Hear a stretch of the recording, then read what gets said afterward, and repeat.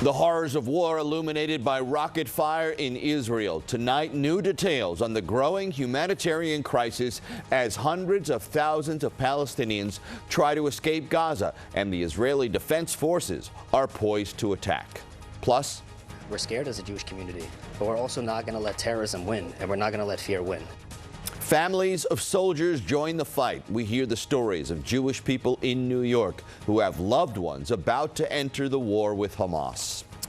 Good evening, I'm Joe Torres. Sandra is off tonight. 7 days ago, the war in Israel began, and at this very moment, the bombing continues. More bloodshed, and there's no end in sight. Thousands are now dead, including at least 29 Americans. Tonight, a look at how we got here and where this war is going. Rear Admiral Daniel Hagari made the announcement in a national broadcast on Saturday. He said the Israeli Defense Force will probably attack Gaza City very soon with an emphasis on ground operations.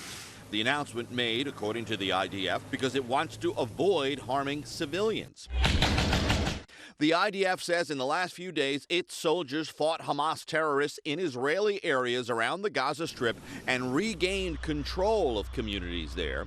Israel vowed to annihilate Hamas with a relentless bombing of Gaza following last Saturday's attack by Hamas militants that led to the deaths of at least 1,300 in Israel and thousands more injured, according to Israeli authorities.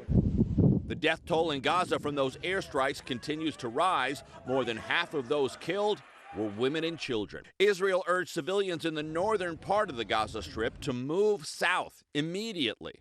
Hamas has brought this upon us, and we are now responding to the situation. And yes, we will employ significant military capabilities wherever our troops will be. In a call with Israel's defense minister, Defense Secretary Lloyd Austin discussed the importance of adhering to the rules of war. ABC News has followed Tala Herzalah's story. We're leaving our house right now, and we don't know where to go.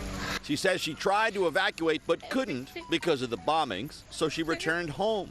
President Biden spoke with Israeli Prime Minister Benjamin Netanyahu again on Saturday. He reaffirmed U.S. support of Israel.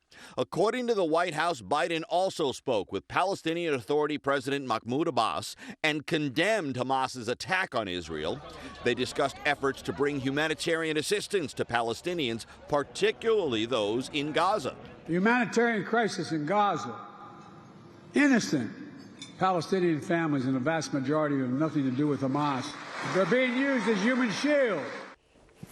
Air, land, and sea, the Israeli military prepares for the next stages of war. They promise a swift and, quote, very broad attack on Gaza City soon. The IDF says essential combat equipment has already been dispatched to the areas surrounding Gaza, and a significant ground operation is imminent. The Israelis claim to have hundreds of thousands of drafted soldiers at the ready. They are young people who could be faced with making the ultimate sacrifice, and some of them are from here in New York City. Eyewitness News reporter Anthony Carlos spoke to the families of the soldiers who will soon be on the ground in a bloody war.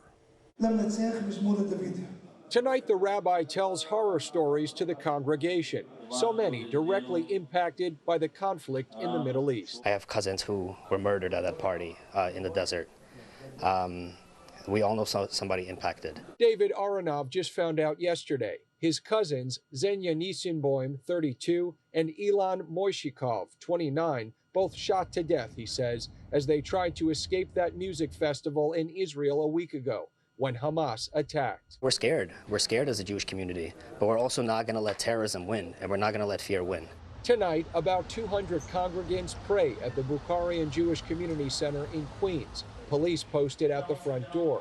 More than 5,000 miles away, their family members in the Israeli military prepare for a ground incursion in Gaza to fight Hamas.